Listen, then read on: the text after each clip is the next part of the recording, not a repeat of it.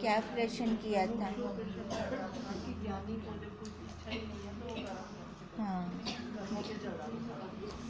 ज्ञानी को जब कोई इच्छा ही नहीं है, वो उपरत है अपने कर्मों से, फिर कर्म कैसे बनते हैं उसके, कैसे उसका कर्मों का लेखा चलता है? तो फिर क्या आंसर दे रहे थे? थोड़ा गुणों से, है ना। सारा हमने थोड़ा किया था कि उसके कैसे चलते हैं। देखो, इंद्रियां तो अपना अपना काम कर रही हैं, एक इंद्री दूसरी इंद्री का काम कभी नहीं लेती। वो अपने अपने स्वभाव में रहते हैं, सारी इंद्रियां उनका अपना स्वभाव चल रहा है। तो जो ब्रह्म ज्ञानी होता है वो अपनी स्थिति में स्थित रहता है, वो इंद्रियों के कर्मों को अपना नहीं मानता। अब जब वो इंद्रियों के कर्मों को अपना नहीं मानता तो फिर उसका कोई कर्म भी नहीं बनता। ब्रह्म ज्ञानी का कर्म नहीं बनता और जीवों का कर्म बनता है। क्यों? क्योंकि वो कर्तापन में करते हैं जीव, और ब्रह्म ज्ञानी भी सारी क्रिया कर रहे हैं, सारा कर्म हो रहा है उनका, पर वो कर्तापन से नहीं कर रहे। अब कहती है यही वो अक्रिय देख रही हैं, और जो अपनी आत्मा है, जो साक्षी है, वो भी कैसा है? अक्रिय, कुछ नहीं करता। देखो एक मजे की बात, जड़ कुछ कर नहीं सकता, आत्मा अक्रिय है, वो कुछ नहीं करती, तो कर्म कैसे हो रहे हैं? जब मिल जाते हैं तो फिर कर्म बनते हैं। कहती हैं इसलिए किसी कर्म के ग्रहण व त्याग करने का ज्ञानी को कोई यत्न ही नहीं होता। वो कहाँ बैठा है ज्ञानी? अपने स्वरूप में।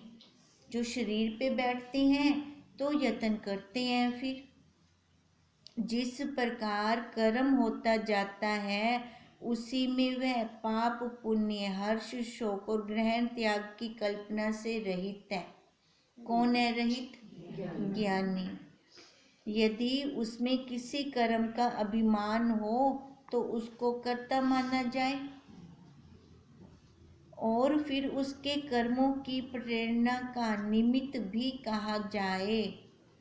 अब उसको अगर कहीं बैठे वो रुके, फिर तो उसको कर्तापन कहें, फिर हम तभी कहें कि इसका निमित्त भी कोई है पीछे, क्योंकि वह सर्व इंद्रियां और अंतःकरण के कर्मों के अभिमान से रहित है।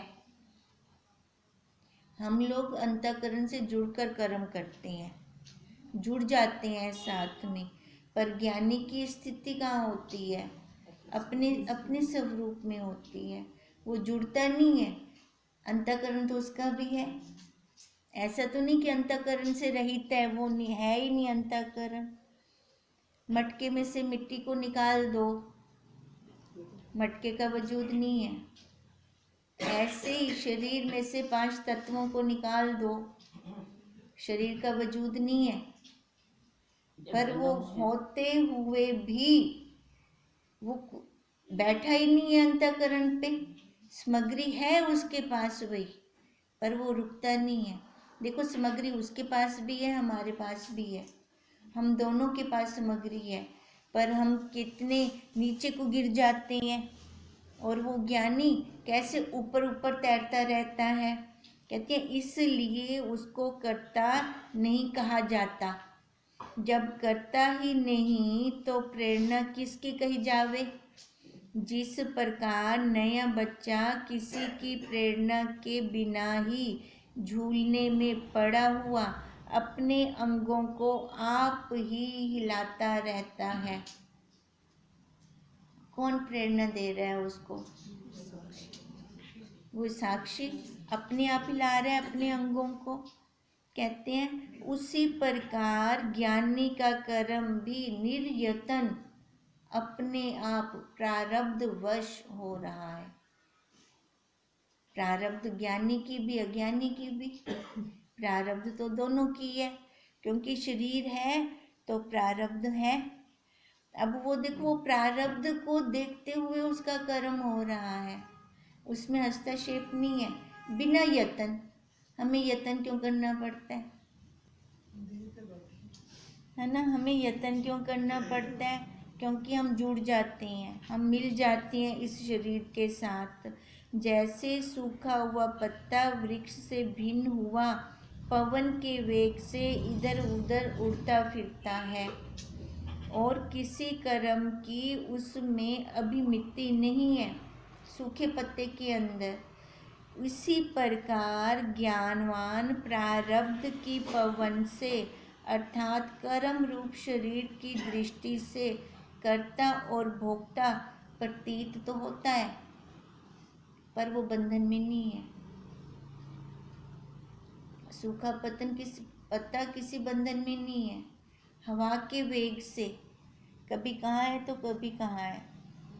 ऐसी जो ज्ञानी है ना, वो भी प्रारब्ध रूपी हवा के वेग से अपना उसका हो रहा है, पर है कैसा? वो सूखा पड़ा है, उसके कर्म बन ही नहीं रहे। जैसे भुना चना दोबारा उगने की शक्ति नहीं रखता, क्षमता नहीं है उसमें। ऐसे ही ब्रह्मज्ञानी का है। ब्रह्मज्ञानी के कर्मों को सेक लग गया। कहाँ से लगा? ज्ञान रूपी अग्नि से। ज्ञान से उसको सेक लग गया तो उसके दोबारा कर्म बनते नहीं है। कर तो रहा है कर्म, पर बनते नहीं है। हम लोगों को दिखेगा कर्म करते हुए प्रतीत हो रहा है हमें, पर वो कहाँ स्थिति कहाँ है उसकी? अपनी स्थिति में रहकर, अपने स्वरूप में रहकर वो कर्म कर रहा है। किसी कर्म में वो आसक्त नहीं होता। जैसे